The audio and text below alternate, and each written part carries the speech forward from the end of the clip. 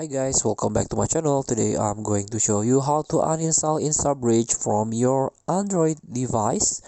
So it's very easy to do, but before that, if you use this app to search your Wi-Fi, but you cannot use this because this app keep asking you set Instabridge as your default launcher, because this is make it quicker. And I scare this app.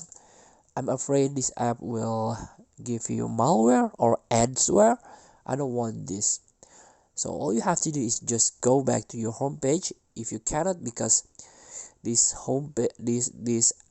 app keep asking this, just tap three stripe and then off the window and hold this icon and tap this uninstall button. If you don't see the option, you can go to the Play Store and tap this Instabridge and tap again and tap uninstall from this Play Store. So please free to try. Thank you for watching. Don't forget to comment, like, and subscribe. Also click this button below. See you in the next video.